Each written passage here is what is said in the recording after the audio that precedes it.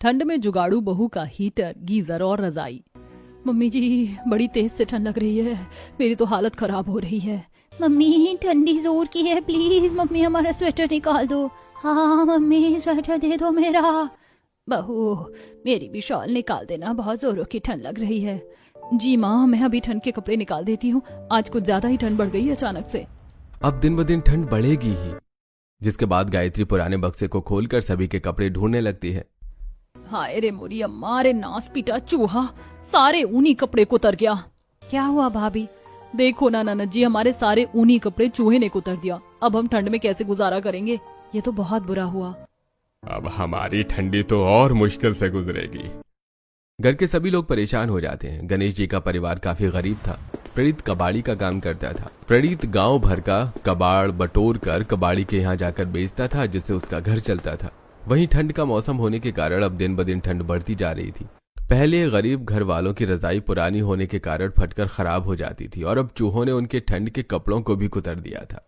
बच्चों आओ, मैं तुम सबको डबल ट्रिपल कपड़े पहना देती हूँ, इसमें ठंड कम लगेगी।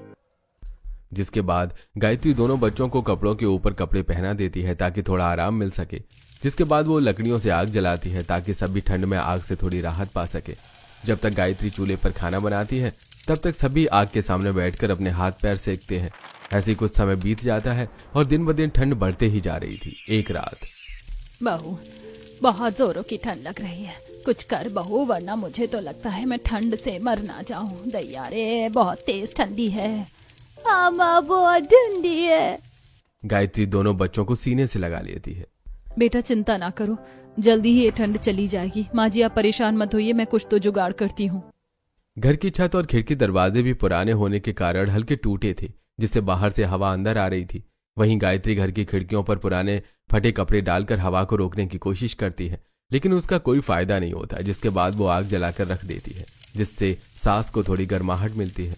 तेज ठंड के कारण रात भर घर वाले सो भी नहीं पाते और उनकी पूरी रात ऐसे ही ठंड से खुद को बचाने में गुजर जाती है। अगली सुबह सभी को तेज सर्दी लग जाती है। अच्छू भाभी पानी गर्म कर दो, बहुत तेज ठंड लग गई है। ननद जी रात में इतनी लकड़ियां जलानी पड़ती हैं कि सारी की सारी लकड़ियां खत्म हो गई हैं और उपले सूख भी नहीं रहे। अब फिर से जंगल जाकर लकड़ियां बीननी पड़ेंगी। बहू मेरे और तेरी सास के बस का नहीं है जंगल जाकर लकड़ियां बीनना। हमारी तो कमरे से बाहर जाने की हिम्मत नहीं है। मैं जाकर कबाड़ ढूंढता हूँ। अगर कुछ महंगा कबाड़ मिल गया तो कम से कम अच्छे खाने पीने का खर्च तो निकल ही जाएगा, और ऊपर से खराब अगर रजाई गद्दा भी मिल गया तो ठंड से बचाने का आसरा मिल जाएगा। फिर प्रणीत अपने काम के लिए निकल जाता है। वहीं गायत्री और तानिया तेज सर्दी खांसी में ओस से भीगे जंगल में लकड़ियां बीनने के लिए जाते हैं और दोनों घंटों तक जंगल में लकड़ियां ढूंढ ढूंढ कर बीनती हैं। इतनी सारी लकड़ियां मिली लेकिन एक भी लकड़ी सूखी नहीं है, सारी की सारी भीगी हुई हैं। भाभी अब यहाँ हरियाली की वजह से ज्यादा ठंड और ओस है ना, इसीलिए चलो अब घर चलते हैं। 3 घंटे बीत गए हमें यहाँ आए, घर जाने में देर हो गई तो फिर से ठंडी के कारण घर का काम करने में दिक्कत होगी। तेज सर्दी में दोनों नंद भाभी खांसते और छींकते हुए घर पहुंचती हैं, जहां घर में भी सभी को छींक और खांसी आ रही थी। आ गई बहू, एक काम कर काढ़ा बना दे, बहुत तेज से सर्दी लग गई है। हाय मम्मा देखो ना कितनी सर्दी हो गई है, नाक बह रही है। सभी की हालत इतनी खराब हो गई है, हमें ठंड से बचने का कोई उपाय करना होगा, वरना हमने उपाय नहीं किया तो सभी को अस्पताल में एडमिट होना पड़ जाएगा और हमारे पास इतने पैसे नहीं है कि हॉस्पिटल का बिल चुका पाए। शुभ शुभ कह बहू, ये सोच कि प्रणीत को कबाड़ में कुछ बढ़िया मिल जाए और हमारी ठंडी फिर पार हो जाए। ऐसा ही होगा माँ जी। अच्छी। जिसके बाद गायत्री गीली लकड़ी पर मिट्टी का तेल डालकर उसे जलाती है और फिर उस पर सभी के लिए गुड़ और हल्दी का काढ़ा बनाती है। वहीं प्रणीत गांव में घूमते हुए कबाड़ बीन रहा था। रोज रोज गांव में इतनी सारी पानी की बोतलें, प्लास्टिक इतनी ज्यादा पड़ी रहती थी, लेकिन ये क्या अचानक से गांव में सारी प्लास्टिक की बोतलें गायब हुई हो गईं? कहीं प्लास्टिक का रेट बढ़ तो नहीं गया? प्रणीत पूरे गांव में प्लास्टिक की बोतलें ढूंढने लगता है, लेकिन उसे बहुत कम बोतलें मिलती हैं। वहीं उसे जगह जगह रेड बुल की कैंस पड़ी दिखती है। वो सारी कैंस बीन लेता है। बोतल नहीं, चलो अच्छा ही ये कैंस मिल गई, इनके तो बोतल से भी ज्यादा अच्छे दाम मिलेंगे।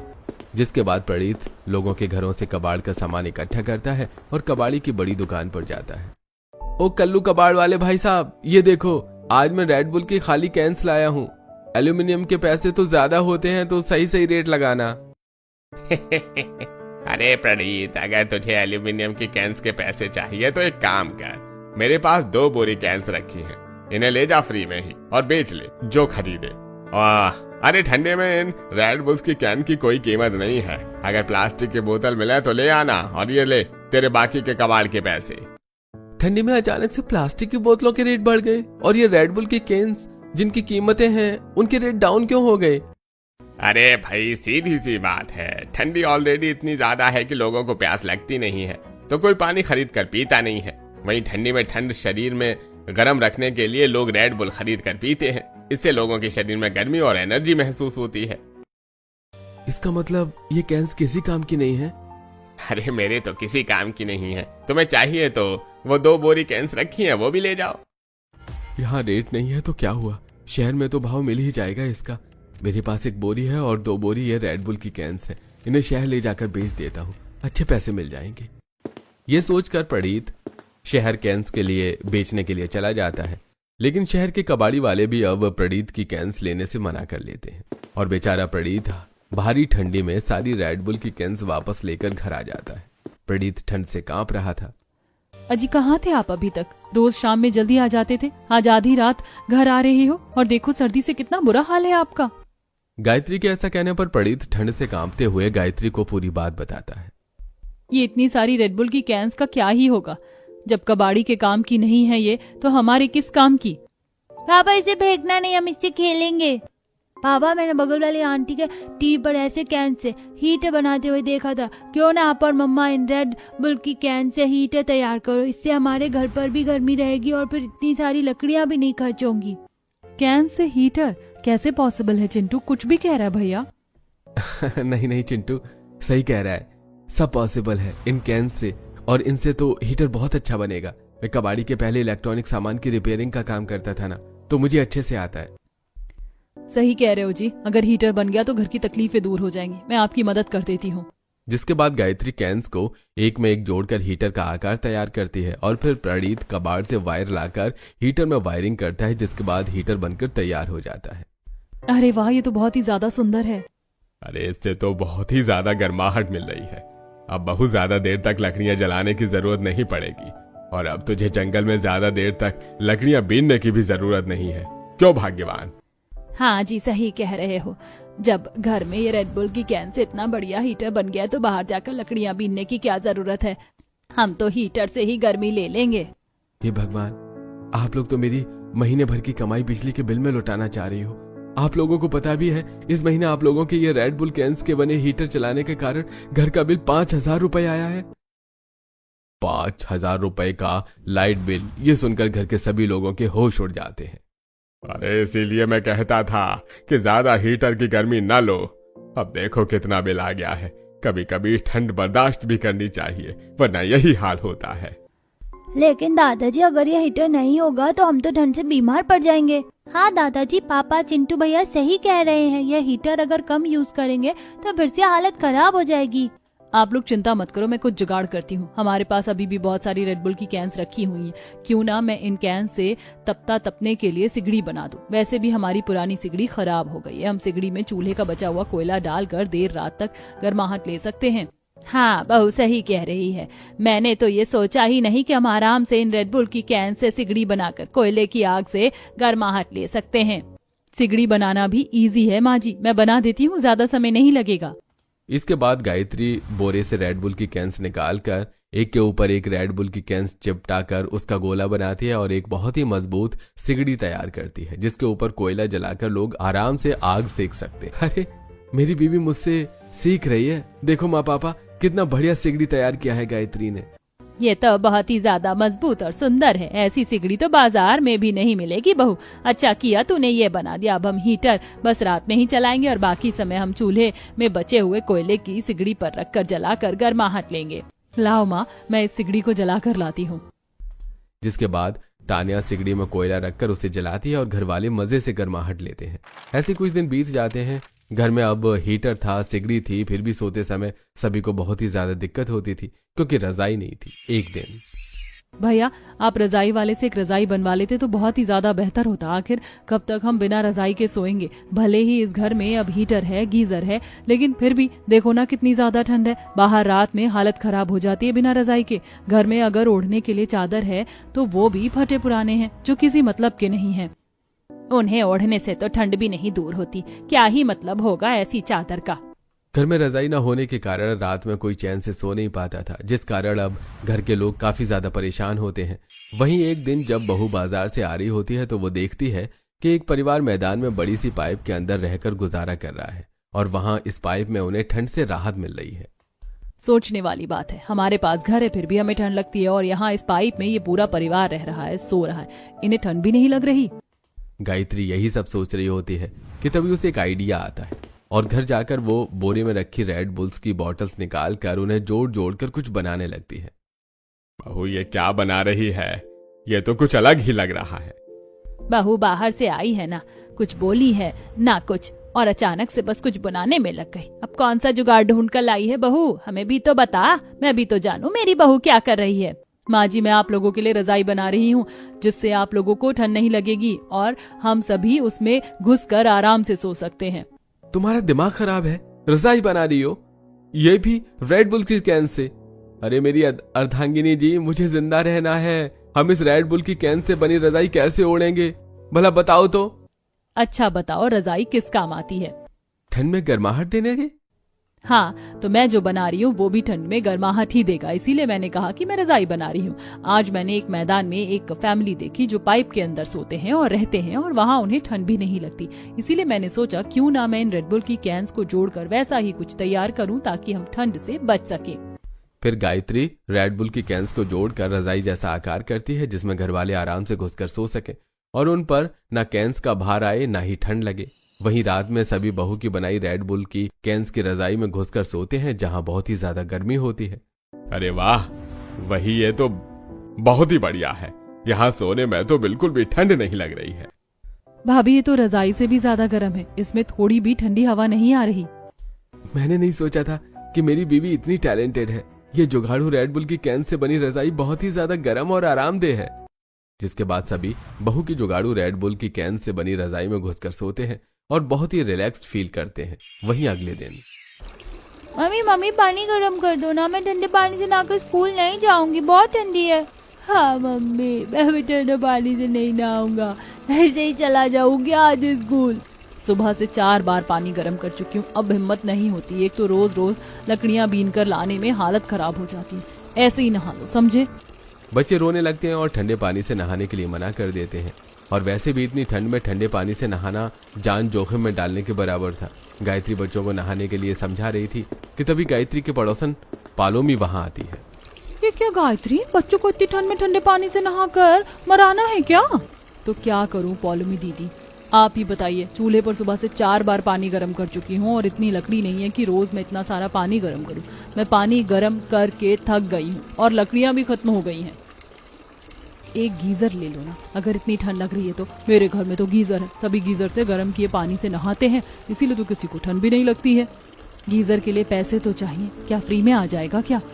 हाँ, जब खुद से ही ये हीटर और सिगड़ी बना सकती हो तो गीजर भी बना लो। बच्चों को ठंडे पानी से नहलाओगी तो बीमार हो जाएंगे बच्चे।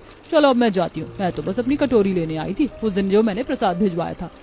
जी पालोमी दीदी, अभी देती हूँ।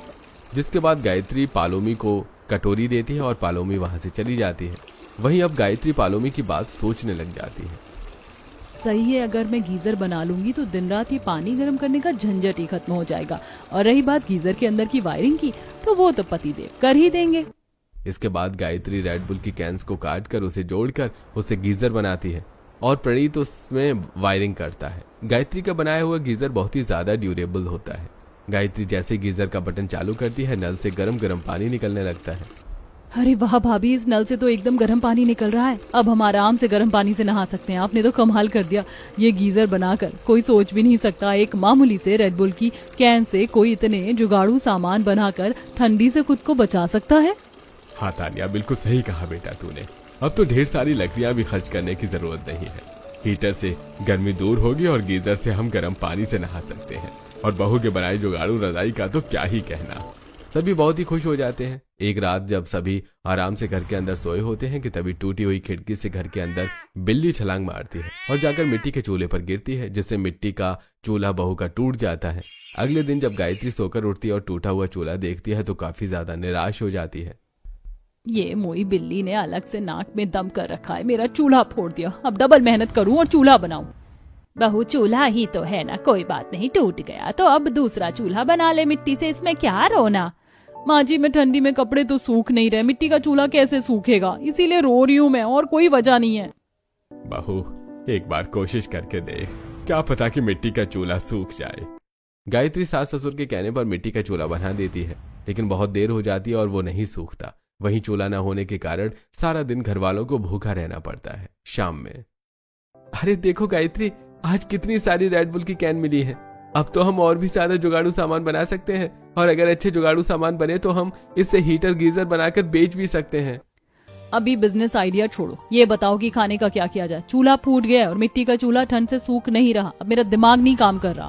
तुम चिंता क्यों करती हो, लो अभी बना देता हूँ चूल्हा। जिसके बाद प्रणीत रेड बुल की कैन से एक बढ़िया सा चूल्हा तैयार करता है। ये देखकर घर वाले हैरान हो जाते हैं। वाह पापा, आपने तो कमाल कर दिया, ये चूल्हा तो बहुत ही ज्यादा सुंदर और टिकाऊ भी है। मम्मी आप जल्दी से आप खाना बना दो, बहुत भूख लगी है। मेरे दिमाग में क्यों नहीं आया ये चूल्हा तो वाकई बहुत ही बढ़िया है। चलो अब मैं जल्दी से सभी के लिए खाना बना देती हूँ। फिर गायत्री रेड बुल की कैन से बने चूल्हे पर बढ़िया सा दाल चावल सब्जी रोटी बनाती है, और चूल्हा कैन से बना हुआ था इसलिए वो जल्दी से गर्म हो जा रहा था, और सारा खाना नॉर्मल चूल्हे के कंपेयर में आधे समय में ही बनकर तैयार हो जाता है। जब से बहू ने अपना जुगाड़ लगाना शुरू किया, हमारी जिंदगी पहले से कितनी बेहतर हो गई है। हाँ माँ, आप बिल्कुल सही कह रही हो। अब तो घर में सब कुछ टिकाऊ है और ठंडी आराम से गुजर जाएगी। सभी घर वाले मजे से रेड बुल की कैन से बने चूल्हे पर खाना खाते हैं और अपनी जुगाड़ू रजाई में सोने के लिए चले जाते हैं। ऐसे कुछ दिन बीत जाते हैं। वहीं गायत्री के जुगाड़ अब मोहल्ले में फेमस हो जाते हैं। सभी गायत्री के जुगाड़ के बारे में ही बातें करते हैं, और सारी पड़ोसने उसके घर बहू के ठंड में रेड बुल की कैन से बने जुगाड़ू सामान को देखने के लिए आती हैं और देखकर हैरान हो जाती हैं। अरे वाह, ये गरीब का घर आलीशान जुगाड़ सामान से भरा पड़ा है। हमने नहीं सोचा था गायत्री इतनी टैलेंटेड है। तुम्हारे यहाँ तो गीजर, हीटर, रजाई, कैन से बना चूल्हा सब है। ये सब जुगाड़ू सामान कितना टिकाऊ और सुंदर है। लेकिन क्या फायदा इतने टैलेंटेड होने का जब इन लोगों को घर संभालने का तरीका ही ना पता हो। कबाड़ वाले घर का है ना, इसीलिए कबाड़ की तरह फैला हुआ है। बिल्कुल सही कह रही हो बहन, हम तो यहाँ गायत्री के जुगाड़ सामान देखने आए थे। जुगाड़ सामान तो बहुत बढ़िया, लेकिन घर का हाल वही बेहाल है। अरे बहू, इतनी जुगाड़ू है तो अपने घर को भी थोड़ा समेट ले, ताकि आइंदा कोई बोल ना सके कि ये कबाड़ी का घर है। चलो बहनों, यहाँ तो बैठने का भी मन ना करे, कितना सारा सामान फैला हुआ है। फिर सारी पड़ोसने बहू और उसके ससुराल वालों को बेइज्जत करके वहां से चली जाती है। वैसे बात तो सच थी, पूरा घर बच्चों के खिलौने, कपड़े और यहाँ वहां के सामान से फैला हुआ था। किसी भी चीज का कोई ठिकाना नहीं था। वहीं पड़ोसनों की बात बहू और सभी ससुराल वालों को बहुत ही ज्यादा बुरी लगती है। मैंने इस घर को समेटने की बहुत कोशिश की, लेकिन ये पड़ोस ने यहाँ आकर हमारा मजाक उड़ाकर चली गई। माँ जी, पापा जी, मुझे माफ कर दो। अब आप लोग देखना कैसे मैं इस घर की काया पलट कर रख दूंगी। जिसके बाद गायत्री रेड बुल की कैंस को काट कर उन्हें अच्छे से जोड़कर उसे एक बड़ी सी अलमारी तैयार करती है और अंदर सामान रखने के लिए डिफरेंट सेक्शन भी तैयार करती है। अरे वाह, ये तो बहुत ही सुंदर अलमारी बनाकर तैयार हुई है, काफी बड़ी भी है। अब देखो, अब इस घर की मैं कैसे काया पलट करती हूँ। भाई लाओ, पहले माँ सारा सामान समेटने में आपकी मदद कर देती हूँ। फिर तानिया और गायत्री मिलकर घर में फैले हुए सारे कपड़े, खिलौने और अन्य सामान अलमारी के डिफरेंट सेक्शन में रख देते हैं, और कुछ ही समय में घर की काया पलट हो जाती है। पूरा बिखरा हुआ घर एकदम से सिमट जाता है। जैसे आज हमारी पड़ोसनों ने हमारे घर की बेइज्जती की, ये मुझे बिल्कुल भी पसंद नहीं आया। अगली बार जब भी वो आएंगी माँ जी, आप देखना सभी हमारा घर देखकर हैरान रह जाएंगी। जिसके बाद जुगाड़ू बहू रेड बुल की कैन से एक बड़ा सा सोफा तैयार करती है, जो कि काफी मजबूत और सुंदर होता है। उसके साथ ही एक बड़ा सा डाइनिंग टेबल, कुर्सी और तख्त भी बनाती है, ताकि घर में कोई बाहर से आए और घर के लोगों को उठने बैठने में कोई दिक्कत ना हो। बहू, ये बड़ी सी मेज तो बहुत ही सुंदर है, इसका क्या होगा? माँ जी, इस मेज को डाइनिंग टेबल कहते हैं। जमीन पर बैठकर खाना खाने में ठंड लगती है ना, इसीलिए मैंने ये मेज बनाई है, ताकि हम आराम से इस पर बैठकर खाना खा सकें। गायत्री के बनाए हुए सोफे, बेड, कुर्सी, टेबल, तख्त से अब घर की काया सच में पलट गई थी। अब गायत्री का ससुराल काफी मॉडर्न लग रहा था। तभी बाहर से एक पड़ोसन की आवाज आती है। बहू, घर के अंदर की काया बाद में पलटना, पहले टूटी हुई खिड़की और दरवाजों को ठीक कर ले। आई बड़ी जुगाड़ू बहू बनने। अरे अपने मुंह की खुली खिड़की बंद कर लो बहन जी, पहले बाद में मेरी बहू को सुनाना, समझी? आई बड़ी, जब देखो तब बस ताने देने को कह दो। सुभद्रा जी की बात सुनकर कंगना का मुंह एकदम से बंद हो जाता है। वहीं गायत्री बहू अब अपने अगले जुगाड़ में लग जाती है। गायत्री रेड बुल की कैन से ही दरवाजे और खिड़की तैयार करती है और घर के टूटे हुए दरवाजे और खिड़की से उसे बदल देती है, जिससे अब घर से बाहर से आने वाली ठंडी हवाएं भी बंद हो जाती हैं। ऐसे ही दिन बीतते हैं और प्रणीत का कबाड़ का काम भी कुछ अच्छा नहीं चल रहा था। अब मैं परेशान हो गया हूँ ये रोज रोज की कबाड़ी की जिंदगी से। एक तो ढंग का पैसा नहीं मिलता कबाड़ में, और इज्जत नहीं है सो अलग। अजी अब कबाड़ी का काम करने की जरूरत नहीं है, अब हम खुद के लिए इतना कुछ कर सकते हैं। तो मैं सोच रही हूँ क्यों ना इस ठंडी में हम ऐसे ही रेड बुल की कैन से बढ़िया बढ़िया सामान बनाकर बेचे जो लोगों के काम में आए। सही कह रही है बहू, ऐसे न जाने कितने गरीब हैं जो हमारी ही तरह ठंड से परेशान हैं। अगर तेरे पास इतने जुगाड़ न होते तो आज हम भी ठंड से मर गए होते। ऐसे ना कहिए पापा जी। रही बात ठंड की, तो हम इस ठंड में गरीबों की मदद भी करेंगे और कम दाम में बने गीजर और हीटर बेचकर लोगों की सहायता करेंगे। अजी बस आप ढेर सारे रेड बुल के कैंस लेते आइए, बाकी काम मैं कर देती हूँ। फिर प्रणीत गांव की गलियों में घूमकर लोगों के द्वारा पीकर फेंकी हुई रेड बुल की कैंस को इकट्ठा करने लगता है, जिसके बाद गायत्री और प्रणीत मिलकर रेड बुल की कैन से ढेर सारे गीजर और हीटर बनाकर बाजार में बेचने जाते हैं। गीजर ले लो, टिकाऊ और किफायती गीजर, इतनी ठंडी में कम बिजली में पानी को जल्दी से गर्म करे और घर की लकड़ियाँ बचाए। एकदम किफायती रेट का गीजर और हीटर ले जाइए, सस्ता और अच्छा, कम पैसों में ठंडी से बचें। दोनों पति पत्नी बाजार में अपने टिकाऊ और गीजर और हीटर लेकर बेचना शुरू करते हैं। सस्ते, टिकाऊ और जुगाड़ू गीजर और हीटर देखकर बाजार में लोगों की लाइन लग जाती है, क्योंकि दुकानों में गीजर और हीटर महंगा होने के कारण लोग अफोर्ड नहीं कर पाते थे, जिस कारण गरीब लोग अब गायत्री और प्रणीत की दुकान पर गीजर और हीटर खरीदने के लिए लाइन लगा लेते हैं। अरे कितने का है भाई गीजर? केवल 1000 रुपए का भाई। अरे यह तो बहुत ही ज्यादा सस्ता है, दूसरी दुकानों में तो 5000 से नीचे का नहीं है। हाँ भाई, इसलिए तो हम आपकी तकलीफ दूर करने के लिए सस्ते और किफायती गीजर और हीटर लेकर आए हैं। ये देखो, हमारे पास कई प्रकार के भी हीटर हैं। एक व्यक्ति के लिए एक छोटा हीटर, 4 लोगों के लिए बड़ा हीटर और बड़े परिवार के लिए 2 जुड़वा हीटर। इससे पूरा घर गर्म रहता है और इतनी तेज ठंड में ये बराबर गर्मी देता है।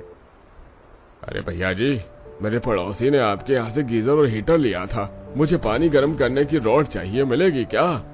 हाँ, जरूर मिलेगी। जिसके बाद प्रणीत रेड बुल की कैन से बनी हुई पानी गर्म करने की रॉड रमेश को देता है। गांव में सभी को बड़े ही किफायती दाम पर इलेक्ट्रिक और टिकाऊ सामान मिल रहे थे, इसलिए सभी बहुत ही ज्यादा खुश थे। वहीं गांव में एक यंग बिजनेसमैन था जिसकी शहर में दुकान थी। वो जब गायत्री और प्रणीत के ठंड में बनाए हुए जुगाड़ू सामान को देखता है तो उसे वो काफी पसंद आते हैं। क्या आप ही हैं वो पति पत्नी जो इस कड़कड़ाती ठंड में इस रेड बुल की कैन से जुगाड़ू सामान बनाकर बेच रहे हैं? जी हाँ, हम ही हैं। लेकिन क्या हुआ, हमसे कोई भूल हुई है क्या? देखिए, अगर कोई भूल हो गई हो तो माफ कर दीजिएगा। हमारा सामान एकदम खरा है। हाँ भाई साहब, आपका सामान एकदम खरा है, इसलिए मैं आपसे मिलने आया हूँ। मेरी इलेक्ट्रिक सामान की दुकान है, मैं चाहता हूँ आप मेरे लिए ऐसे ही किफायती गीजर, हीटर और अन्य इलेक्ट्रिक सामान बनाएं, जैसे फ्रिज, कूलर, वॉशिंग मशीन और साथ में टीवी। इसे हम महंगे दाम पर बेचेंगे और गरीबों के लिए 20% डिस्काउंट देंगे। गायत्री और प्रणीत को तरुण का ये आइडिया बहुत ही ज्यादा पसंद आता है और वो तरुण से हाथ मिला लेते हैं। ठीक है, हमें कोई परेशानी नहीं है। जिसके बाद प्रणीत ढेर सारे रेड बुल की कैन लेकर आता है और दोनों पति पत्नी मिलकर घर पर ढेर सारा इलेक्ट्रिकल सामान बनाते हैं और तरुण उन्हें शहर ले जाकर बेचता है और मिले हुए मुनाफे को तीनों आपस में बांट लेते हैं, जिससे गायत्री और तरुण अच्छा खासा पैसा कमा लेते हैं और कुछ ही दिनों में उनकी परिस्थितियां बहुत ही ज्यादा सुधर जाती हैं। वहीं अब दोनों पति पत्नी मिलकर गरीबों के लिए भी हीटर बनाते हैं, जुगाड़ू रजाई भी, और वो गरीबों में मिलकर बांटते हैं। गायत्री, हमें माफ करना बहू, हमने तुम्हारा मजाक बनाया, लेकिन आज देखो तुम तो हमसे ज्यादा अमीर हो गई हो। आज हमें अपनी गलती का एहसास हो रहा है। कोई बात नहीं आंटी जी, आप लोग उदास मत हो। आप लोगों ने उस दिन इतनी बातें ना सुनाई होती तो शायद मुझे अपने अंदर की पावर पता नहीं चलती। सभी पड़ोसनों को अपनी गलती का एहसास था। वहीं अब गरीब बहू के बनाए जुगाड़ू सामान से उनकी परिस्थितियां एकदम से बदल जाती हैं और सभी खुशी से रहने लगते हैं।